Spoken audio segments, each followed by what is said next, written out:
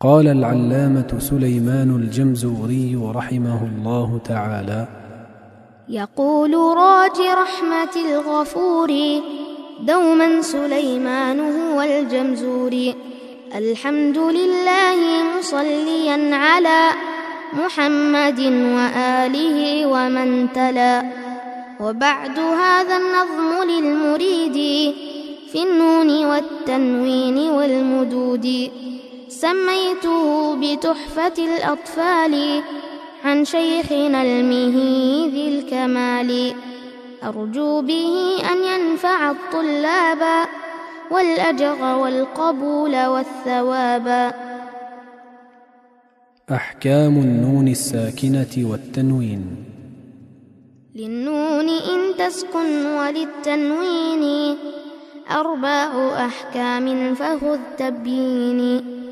فالأول الإظهار قبل أحرف، للحلق 6 رتبت فلتعرفي: همز فهاء ثم عين حاء، مهملتان ثم غين خاء.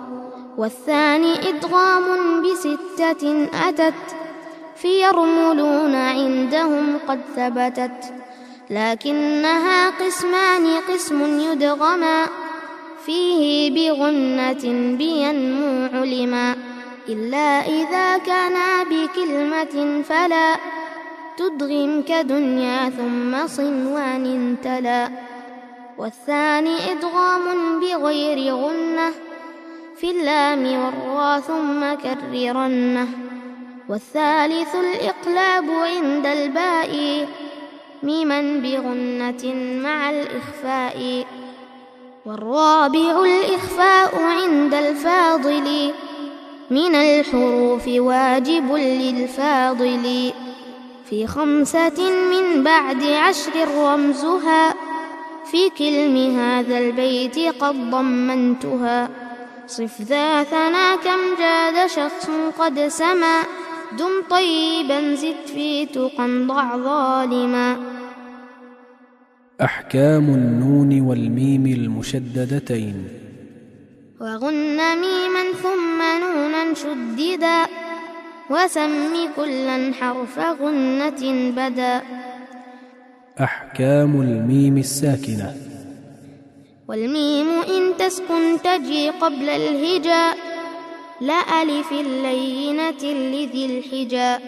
أحكامها 3 لمن ضبط، إخفاء إدغام وإظهار فقط.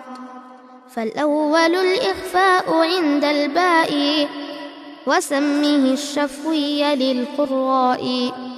والثاني إدغام بمثلها أتى، وسم إدغاما صغيرا يا فتى. والثالث الإظهار في البقية من أحرف، وسمها شفوية.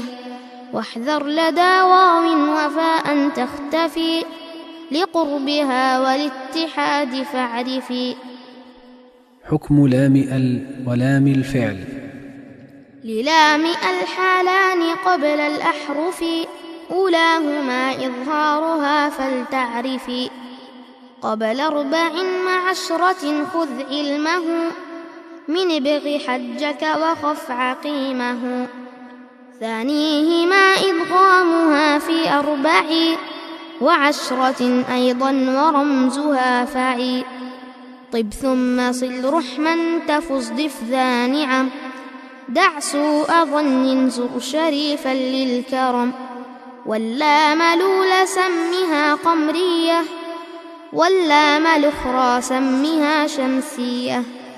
وأظهرن لام فعل مطلقا، في نحو قل نعم وقلن والتقى. في المثلين والمتقاربين والمتجانسين. إن في الصفات والمخارج اتفق، حرفان فالمثلان فيهما أحق. وإن يكون مخرجا تقاربا، وفي الصفات اختلفا يلقبا. متقاربين أو يكون اتفقا، في مخرج دون الصفات حققا بالمتجانسين ثم إن سكن أول كل فالصغير سميا أو حرك الحرفان في كل فقل كل كبير وافهمنه بالمثل.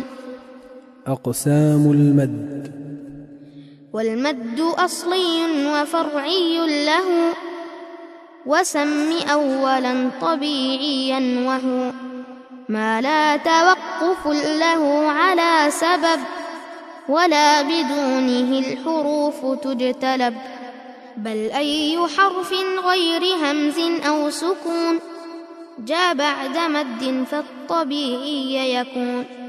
والآخر الفرعي موقوف على سبب كهمز أو سكون مسجلا حروفه 3 فعيها من لفظ واي وهي في نحيها والكسر قبل الياء وقبل الواو ضم شرط وفتح قبل ألف يلتزم واللين منها الياء وواو سكنا إن انفتاح قبل كل أعلنا.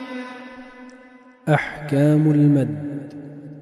للمد أحكام 3 تدوم وهي الوجوب والجواز واللزوم فواجب إن جاء همز بعد مد في كلمة وذا بمتصل يعد وجائز مد وقصر إن فصل كل بكلمة وهذا المنفصل ومثل ذا إن عرض السكون وقفا كتعلمون نستعين أو قدم الهمز على المد وذا بدل كآمنوا وإيمانا خذا ولازم إن السكون أصلا وصلا ووقفا بعد مد طولا. أقسام المد اللازم. أقسام لازم لديهم 4 وتلك كلمي وحرفي معه كلاهما مخفف مثقل فهذه 4 تفصل فإن بكلمة سكون اجتمع مع حرف مد فهو كلمي وقع أو في ثلاثي الحروف وجدا والمد وسطه فحرفي بدا كلاهما مثقل إن أدغما مخفف كل إذا لم يدغما واللازم الحرفي أول السور وجوده وفي 8 انحصر يجمعها حروف كم عسل نقص وعين ذو وجهين والطول أخص وما سوى الحرف الثلاثي لا ألف فمده مدا طبيعيا ألف وذاك أيضا في فواتح السور في لفظ حي طاهر قد انحصر ويجمع الفواتح 14 صله سحيرا من قطع كذا اشتهر